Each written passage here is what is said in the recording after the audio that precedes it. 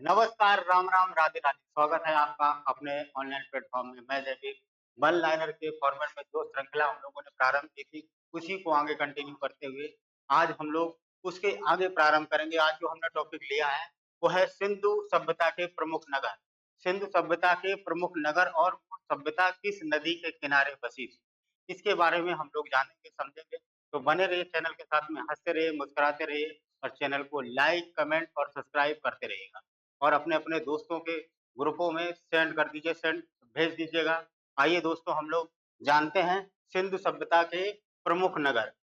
दोस्तों, अपना एक ऐप है, एप्लीकेशन ऐप है, उस पे आप जाकर के प्ले स्टोर पर जाकर के आप डाउनलोड करेंगे जाकर के, जिससे कि आप वनडे एग्जाम की किसी भी प्रकार की आप तैयारी कर रहे हो तो आपको उसमें बहुत ही हेल्प मिलेगा। तो आप लोग जाइएगा प्ले स्टोर पर जाकर के, एग्जाम वेब एप्लीकेशन है उसको आप डाउनलोड कीजिएगा और फटाफट अगर जितने भी कोर्स वहाँ पर चल रहे हैं उनको जाकर के बहुत ही अफोर्डेबल प्राइस में आप लोगों को वहाँ पर मिलेंगे। तो आइए दोस्तों, हम लोग सीखेंगे कि सिंधु सभ्यता के प्रमुख नगर कौन-कौन से हैं, इसके बारे में हम लोग जानेंगे। तो देखिएगा, पहला कौन-सा नगर दिया गया है? पहला दिया गया है मोहनजोदड़ो। मोहनजोदड़ो नगर जो है, इसे ये कौन सी नदी के किनारे बसा हुआ है? तो कौन सी नदी है? सिंधु नदी। सिंधु नदी के किनारे जो है मोहनजोदड़ो नगर बसा हुआ है। ठीक है। उसके बाद अगला जो दिया गया है वो कौन सा है? वो हड़प्पा सभ्यता। हड़प्पा सभ्यता किस नदी के किनारे बसा हुआ है? तो हड़प्पा सभ्यता बेटा रावी नदी के किनारे बसा हुआ है। रावी नदी के किनारे हड़प्पा शहर बसा हुआ है। ठीक है। उसके बाद है रोपड़। रोपड़ जो है बेटा, रोपड़ है सतलज नदी के किनारे बसा था। रोपड़ जो शहर है वो सतलज नदी के किनारे बसा हुआ था। उसके बाद आता है मांडा। मांडा किस नदी के किनारे बसा था? तो मांडा जो बेटा था वो चिनाब नदी, चिनाब नदी के किनारे बसा था और ये जम्मू कश्मीर में ये पड़ता है।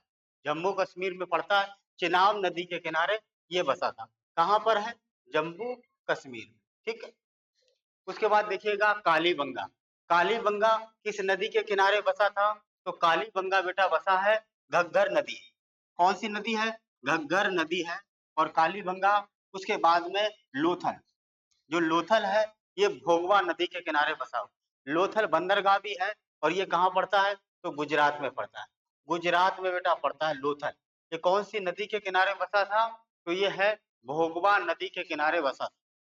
सुत कांगे डोर बेटा, सुत कांगे डोर ये दशक नदी के किनारे बसा। सुत कांगे डोर कहाँ पर बसा हुआ है? दशक नदी के किनारे बसा हुआ है। और बालाकोट, बालाकोट बिंदारा, बिंदार नदी के किनारे बसा है। बिंदार नदी के किनारे बालाकोट बसा हुआ है, पाकिस्तान में है। सुत कांगे डोर, ठीक है। या सुत का हो, सुत का हो साहिब गौर, साहिब गौर नदी के किनारे बसा हुआ है। आगे दिया गया है आलमगीरपुर। आलमगीरपुर उत्तर प्रदेश में पड़ता है। उत्तर प्रदेश में बेटा पड़ता है और ये किस नदी के किनारे बसा हुआ है? तो हिंडन नदी है। कौन सी नदी है? तो हिंडन नदी है। उसके बाद है रंगपुर। रंगपुर कौन सी नदी के किनारे बसा है? तो रंगपुर बेटा है मादर नदी के किनारे। मादर नदी के किनारे, मादर नदी के किनारे बसा हुआ। ठीक। कोट दी जी, कोट दी जी कौन सी नदी के किनारे बसा हुआ है? तो सिंधु नदी के किनारे बसा हुआ है। वनवाली कहाँ पर बसा हुआ है? तो प्राचीन सरस्वती नदी, प्राचीन सरस्वती नदी के किनारे कौन सा बसा हुआ है? तो यह है वनवाली। वनवाली नदी शहर है वो प्राचीन सरस्वती नदी के किनारे बसा हुआ। ठीक है। आगे है चंदहुदड़ो। चंदहुदड़ो कौन सी नदी के किनारे बसा हुआ है? तो सिंधु नदी। कौन सी नदी के किनारे बसा है? तो सिंधु नदी के किनारे चंदहुदड़ो शहर बसा हुआ था। आगे चलते हैं। अब देखिएगा प्रमुख खेलों में संबंधित खिलाड़ियों की संख्या, कौन से खेल में कितने खिलाड़ियों की आवश्यकता पड़ती है, इसके बारे में हम लोग जानेंगे समझेंगे। तो देखिए पहला क्या दिया गया है? बेसबॉल। बेसबॉल में कितने खिलाड़ी होते हैं? तो बेसबॉल में याद रखना 9 खिलाड़ी। कितने खिलाड़ी होते हैं? 9 खिलाड़ी बेसबॉल में होते हैं। और rugby, rugby football, rugby football में कितने खिलाड़ियों की आवश्यकता पड़ती है? तो 15 खिलाड़ी। 15 खिलाड़ियों की आवश्यकता किसमें पड़ती है? रग्बी फुटबॉल में 15 खिलाड़ियों की आवश्यकता पड़ती है। उसके बाद आता है पोलो। पोलो में कितने खिलाड़ियों की आवश्यकता पड़ती है? तो पोलो में 4 खिलाड़ियों की आवश्यकता पड़ती है। कितने? 4 खिलाड़ियों की आवश्यकता पड़ती है। वाटर पोलो, वाटर पोलो में कितने खिलाड़ियों की आवश्यकता पड़ती है? तो 7 खिलाड़ियों की आवश्यकता पड़ती है वाटर पोलो में। वाटर पोलो में 7 खिलाड़ियों की आवश्यकता पड़ती है। उसके बाद आता है खो-खो। खो-खो में कौन से कितने खिलाड़ी होते हैं? तो खो-खो में 9 खिलाड़ी होते हैं। खो-खो में कितने खिलाड़ी होते हैं? 9 खिलाड़ी। अक्सर कर वनडे एग्जाम में यहाँ से क्वेश्चन बनते हैं। एग्जाम में एक आध क्वेश्चन यहाँ से बनाया जाता है एसएससी जीडी वगैरह में या पुलिस या लेखपाल में एक आध क्वेश्चन यहाँ से बना दिया जाता है कौन से खेल में कितने खिलाड़ी आवश्यक होते हैं। ठीक, तो आगे दिया गया कबड्डी। कबड्डी में कितने होते हैं?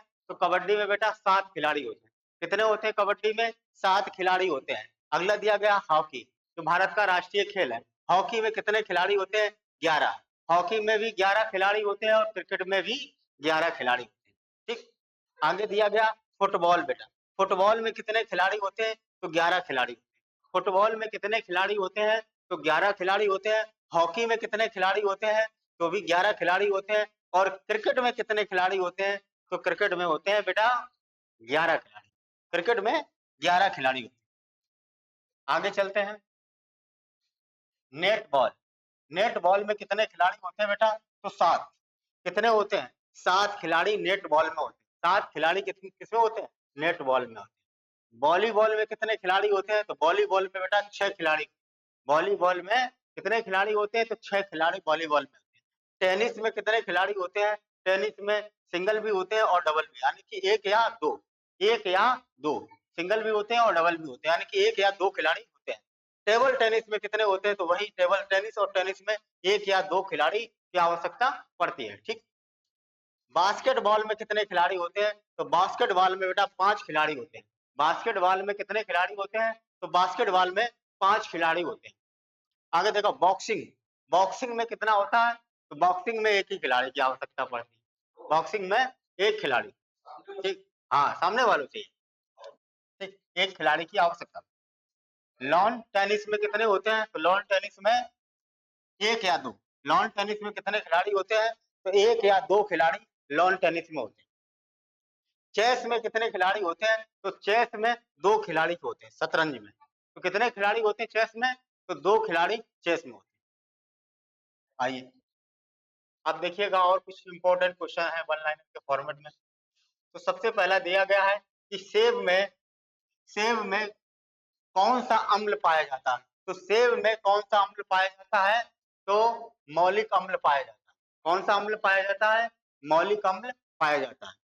इमली में कौन सा अम्ल पाया जाता है? टार्टरिक अम्ल पाया जाता है। ठीक, उसके बाद में आगे दिया गया है कि दूध दही में कौन सा अम्ल पाया जाता है? तो लैक्टिक अम्ल पाया जाता है। कौन सा अम्ल पाया जाता है बेटा? तो लैक्टिक अम्ल पाया जाता है। दूध और दही में कौन सा अम्ल पाया जाता है? तो लैक्टिक अम्ल पाया जाता है। सिरके में कौन सा अम्ल पाया जाता है? ये बहुत बार पूछा जा चुका है क्वेश्चन। दोनों ही क्वेश्चन ये बहुत बार पूछे जा चुके हैं। तो सिरके में कौन सा अम्ल पाया जाता है? तो एसिटिक एसिटिक अम्ल पाया जाता है। ठीक, लाल चींटी के डंक में कौन सा अम्ल पाया जाता है? तो फार्मिक अम्ल पाया जाता है। लाल चींटी में कौन सा अम्ल पाया जाता है? जब काट लेता चकत्ते से पड़ जाते हैं तो फार्मिक अम्ल पाया जाता है। ठीक, नींबू नींबू व खट्टे पदार्थ में कौन सा अम्ल पाया जाता है? साइट्रिक अम्ल पाया जाता है नींबू व खट्टे पदार्थ में। जो भी नींबू हो या खट्टा कोई भी पदार्थ हो उसमें साइट्रिक अम्ल पाया जाता है। टमाटर के बीज में कौन सा अम्ल पाया जाता है? तो ऑक्जेलिक अम्ल पाया जाता है। ठीक, उसके बाद किडनी की पथरी को क्या कहते हैं? किडनी की पथरी को क्या कहते हैं? तो कैल्शियम ऑक्जेलेट।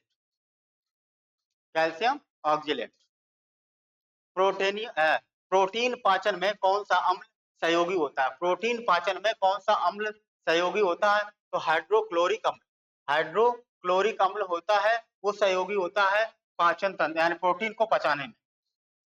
शरीर में रक्त की सफेद कोशिकाओं का मुख्य कार्य क्या होता है? तो शरीर में रक्त की सफेद कोशिकाओं का मुख्य कार्य क्या होता है? तो शरीर को बीमारी से बचाना। शरीर को बीमारी से क्या करना? बचाना, शरीर को बीमारी से बचाना किसका काम होता है? रक्त की सफेद कोशिकाओं का काम है। हाँ, आगे देखिएगा, हरे पौधे में प्रकाश संश्लेषण की इकाई क्या कहलाती है? क्या कहलाती है? हरे पौधे में प्रकाश संश्लेषण की इकाई को क्या कहते हैं? तो कहते हैं क्वांटोसोम। क्वांटोसोम। शरीर में रक्त बैंक, शरीर में रक्त बैंक का काम कौन सा अंग करता है? कौन सा करता है? स्प्लीन। कौन सा करता है? स्प्लीन। उसके बाद है अत्यधिक शराब का सेवन करने वाले, अत्यधिक शराब का सेवन करने से शरीर का कौन सा अंग विशेष रूप से प्रभावित होता है? तो है अत्यधिक शराब का सेवन करने से शरीर का कौन सा अंग प्रभावित होता है? तो कौन सा प्रभावित होता है? यकृत। यकृत होता है। शराब अगर ज्यादा पीने वाले का क्या कौन सा अंग प्रभावित होता है? तो यकृत होता है, यानी लीवर प्रभावित होता है। कार्बन डेटिंग विधि किसकी आयु निर्धारित करने के लिए अपनाई जाती है? कार्बन डेटिंग विधि किसकी आयु निर्धारित करने के लिए की जाती है? तो जीवाश्म। जीवाश्म की आयु निर्धारित करने के लिए इसका प्रयोग किया जाता है, कार्बन डेटिंग का। पादप के मूल, पादप के मूल रोमों द्वारा जल किस प्रक्रिया से अवशोषित किया जाता है? तो परासरण। परासरण, परासरण द्वारा होता है। ठीक, आगे देखिए, वनस्पति तेलों को संतृप्त वसाओं में, वनस्पति तेलों को संतृप्त वसाओं में परिवर्तित करने के लिए गैस का प्रयोग किया जाता है, यानी किस गैस का प्रयोग किया जाता है? तो बेटा हाइड्रोजन गैस का प्रयोग किया जाता है। किस गैस का प्रयोग किया जाता? हाइड्रोजन गैस का प्रयोग किया जाता। आगे देखो, ट्यूबरकुलोसिस संक्रमण किसके द्वारा होता है? कौन सा है? तो ट्यूबरकुलोसिस किस, हाँ टीबी, तो माइक्रो बैक्टीरियम ट्यूबरकुलोसिस एक द्वारा होता है, ये वायरस होता है, इसके द्वारा होता है। ब्लीचिंग पाउडर, ब्लीचिंग पाउडर का रासायनिक नाम क्या है? तो कैल्शियम हाइपोक्लोराइट, कैल्शियम हाइपोक्लोराइट होता है ब्लीचिंग पाउडर का रासायनिक नाम। ठीक, कैल्शियम हाइपोक्लोराइट कैल्शियम का यानी ब्लीचिंग पाउडर का नाम होता है। 1024 बाइट किसके बराबर होता है? तो 1024 बाइट किसके बराबर होता है? तो 1 किलो बाइट के, 1 किलो बाइट के बराबर होता है। अत्यंत दिशिक प्रकाश किरण पुंज कहलाता है तो लेसर। क्या कहलाता है? लेसर कहलाता है। आर्कनिक, आर्निथोलॉजी, आर्थिनोलॉजी में किसका अध्ययन किया जाता है? चिड़ियों का किया जाता है। किसका किया जाता है? तो चिड़ियों का अध्ययन किया जाता है। ठीक है, चिड़ियों का अध्ययन किया जाता है। ठीक, हाँ, आगे देखिएगा कि CH3OH सूत्र किस रसायन का है? तो CH3OH सूत्र किस रसायन का है? तो किस रसायन का है? मैथिल अल्कोहल का। किसका है? मैथिल अल्कोहल का है, मैथिल अल्कोहल का है। जिंदगी में कुछ करना है, जिंदगी में कुछ करना है तो वादा निभाना होगा, जिंदगी में कुछ करना है तो वादा निभाना होगा, हर हाल में आगे बढ़ना होगा, हर हाल में आगे बढ़ना होगा, हर मुश्किल से टकराना होगा, हर मुश्किल से टकराना होगा। तो आइए दोस्तों आगे चलते हैं कि विटामिन डी, विटामिन डी का रासायनिक नाम क्या है? विटामिन डी का रासायनिक नाम क्या है? तो विटामिन डी का रासायनिक नाम है कैल्सीफेरोल, कैल्सीफेरोल रासायनिक नाम है। उसके बाद विटामिन B5 की कमी से कौन सा रोग होता है? तो विटामिन B5 की कमी से बेटा कौन सा रोग होता है? तो पैलेग्रा, पैलाग्रा होता है रोग। पृथ्वी की जुड़वा बहन, पृथ्वी की जुड़वा बहन किसे कहा जाता है? तो किस ग्रह को कहा जाता है पृथ्वी की जुड़वा बहन? तो शुक्र को कहा जाता है। शुक्र बेटा सबसे गर्म ग्रह भी है, सबसे चमकीला ग्रह भी शुक्र है। सांझ का तारा और भोर का तारा भी शुक्र को कहा जाता है। पृथ्वी के केंद्र में पाए जाने वाला चुंबकीय पदार्थ कौन सा है? तो निकेल है, यानी कि पृथ्वी के केंद्र में पाए जाने वाला चुंबकीय पदार्थ कौन सा है? तो निकेल है। ठीक, आगे देखिएगा कि रेडियो संचार में, रेडियो संचार में प्रेषण एंटेना द्वारा उत्सर्जित संकेत प्रतिबिंबित कहाँ होते हैं? तो क्षोभ मंडल में होते हैं। कहां पर होते हैं? तो क्षोभ मंडल पर होते हैं।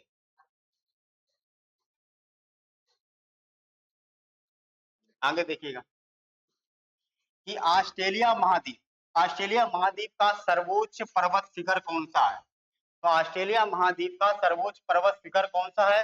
तो कोएस्को माउंट कोएस्को ये सबसे ऊंचा पर्वत शिखर है ऑस्ट्रेलिया महाद्वीप का।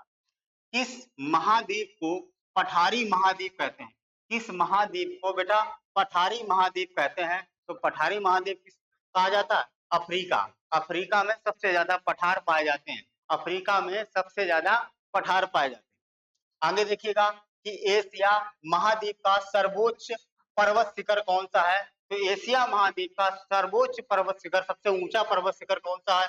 माउंट एवरेस्ट है बेटा। माउंट एवरेस्ट है, एशिया का नहीं बल्कि विश्व का सबसे ऊंचा पर्वत शिखर कौन सा है? माउंट एवरेस्ट है। ठीक, आगे देखो क्या दिया है कि स्थानीय शासन की सबसे निचली इकाई कौन सी है? स्थानीय शासन की सबसे निचली इकाई बेटा है ग्राम पंचायत। कौन सी है? ग्राम पंचायत।